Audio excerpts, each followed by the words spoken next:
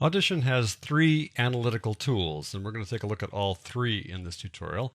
I think you're going to find this exercise interesting, but you'll probably agree that these tools don't really have much of a practical purpose. To follow along, go get these two files here, the A440 organ chords out of phase file and the singer wave file there. There you go. I want to put those three analytical tools into one floating panel. So here's how we do that. We go Window, Amplitude Statistics, that's the first of the three. And it arrives on the scene here in its own floating panel. That's just the way the Adobe engineers decided to have this guy pop on the stage rather than bring it into a frame over here, for example.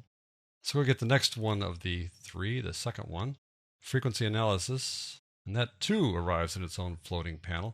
We can put these two guys into one panel by grabbing this grabber handle here and dragging it into the frame or into this floating panel where you get the rectangle in the middle, and that drops it right in. So you have two guys in one now. And finally, let's get the phase meter, which shows up right down here, this tiny thing. I'll drag that inside there as well. Now we've got three guys in one floating panel. We're going to take a look at the phase meter first.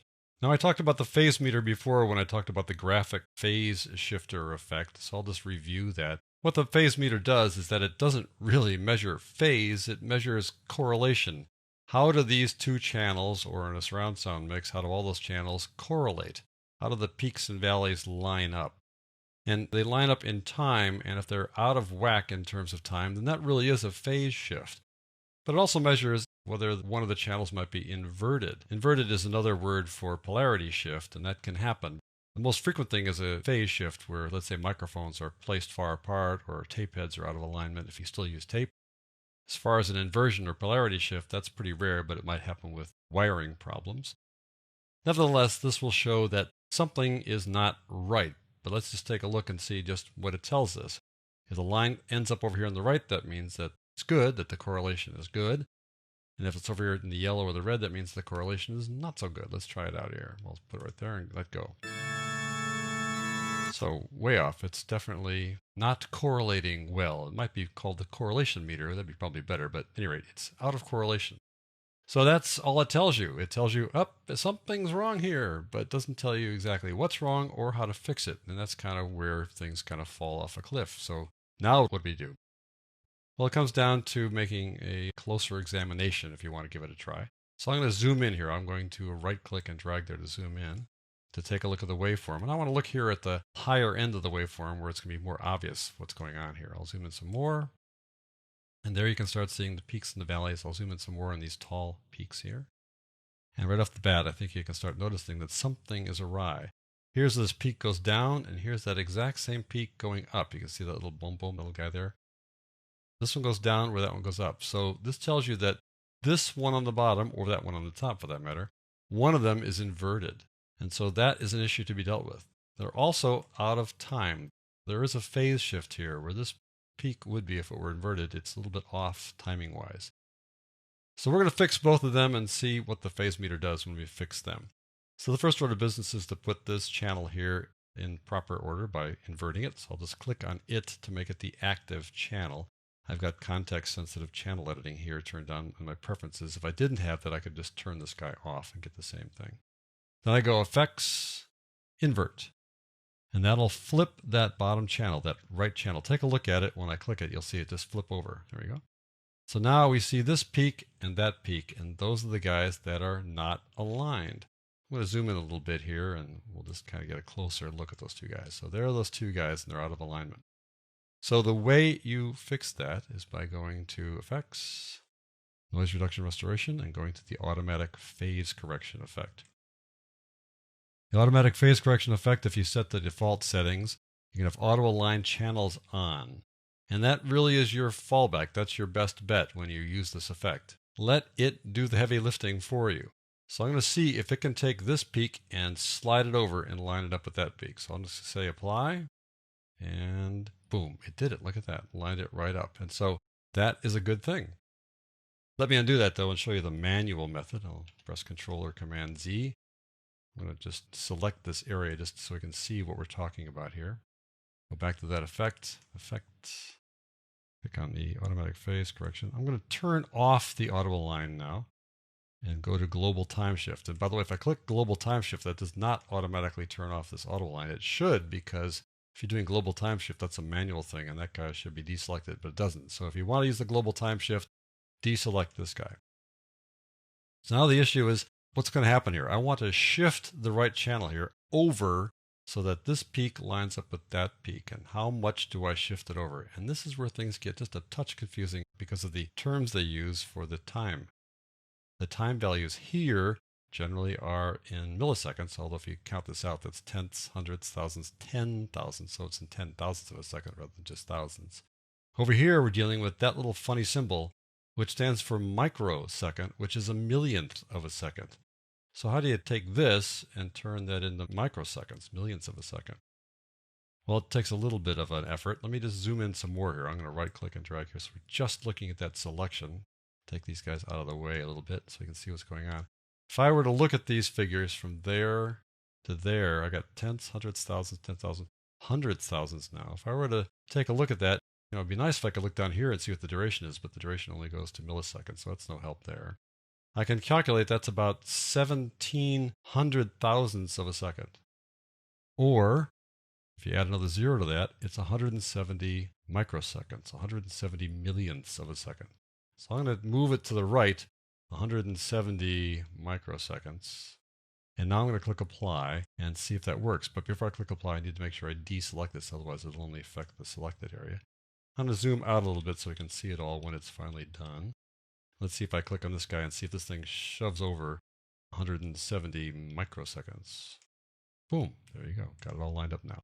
So that's the manual method to do the automatic phase correction. Okay, we got that. Yay! So this thing does at least tell you when things are not going well, but doesn't tell you how to fix it. Let's just check our work now and see if this little guy goes into the green line. Perfect. So we got that all fixed. Let's move on to amplitude statistics.